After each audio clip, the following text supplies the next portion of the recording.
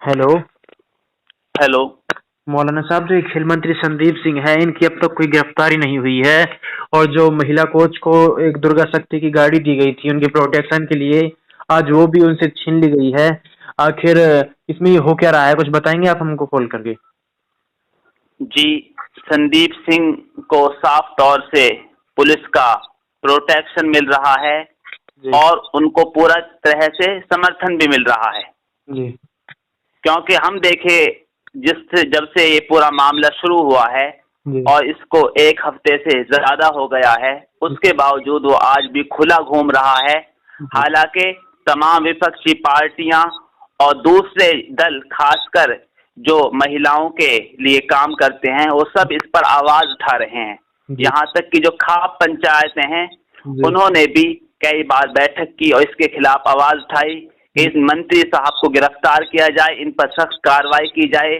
लेकिन खट्टर सरकार इनको गिरफ्तार नहीं कर रही है। जी। उल्टा वो महिला जो पीड़िता है, जी। जिनके साथ इन्होंने गलत हरकत की है, जी। उन्होंने जो आरोप इन पर लगाए हैं, जी। उन महिला के साथ ही एक दूसरा तरह का व्यवहार किया जा रहा है। जी। उनको जो दुर्गा शक्ति मिली थी, जी। एक गाड़ी जिसमें उनकी साफ तौर से उनको सुरक्षा मिली थी और उनके प्रोटेक्शन के लिए जो इंतजामात हुए थे, जी। उनको भी वापस ले लिया गया है। जी।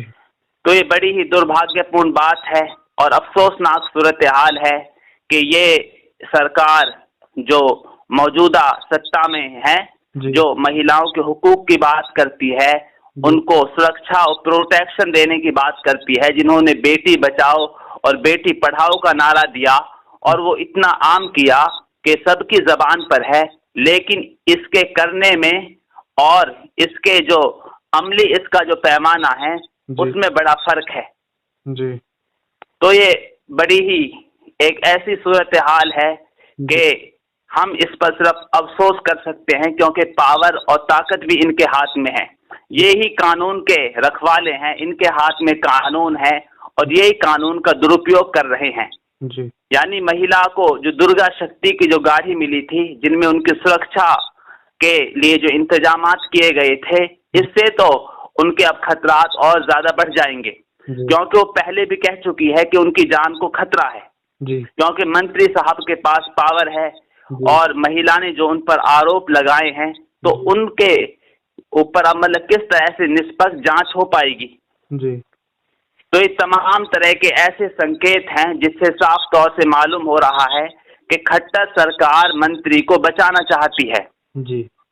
और खुद मुख्यमंत्री मनोहर लाल खट्टर बयान दे चुके हैं कि वो अपना विभाग संभाले। जी। उनके पास कई अभी भी ऐसे पद हैं जिनके होते हुए निष्पक्ष जांच की उम्मीद रखना, ये एक मतलब ऐसी बात है कि कोई भी जो सही इंसान है और जिसकी अकल ठीक है, वो ये उम्मीद नहीं कर सकता कि निष्पक्ष जांच हो पाएगी।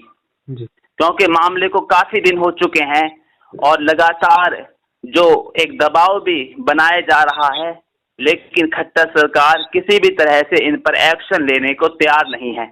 हमने देखा कि हाल ही में शीजान खान और तुनिशा का मामला आया, तो उसमें फौरन उनको गिरफ्तार कर लिया गया। जी। हालांकि साफ तौर से ये भी उसमें नहीं मालूम था। अब भी जो शीजान खान के वकील है, उन्होंने कहा है कि शीजान खान ने उनके ऊपर, यानी उनको सुसाइड उन्होंने किया, इसमें शीजान खान का कोई हाथ नहीं था, यानी उन्होंने इनको नहीं उकसाया था। लेकिन उसके बावजूद इस मामले को इतना गरमाया गया, उनको फौरन गिरफ्तार किया गया। और यहाँ जो महिला पीड़िता है, मतलब इसलिए किया गया उनको कि वो मुस्लिम थे, ये बात भी कह चुके हैं मौलाना साहब, है ना? जी, यही कारण था उसमें, क्योंकि वहां जो आरोपी था वो मुस्लिम था। अगरचे वो आरोप झूठे थे, बेबुनियाद थे, उनमें कोई हकीकत नहीं थी, लेकिन क्योंकि आरोपी मुस्लिम था तो उसमें लव जिहाद का एंगल भी जोड़ा गया, उनको गिरफ्तार भी किया गया, मीडिया ट्रायल भी किया गया।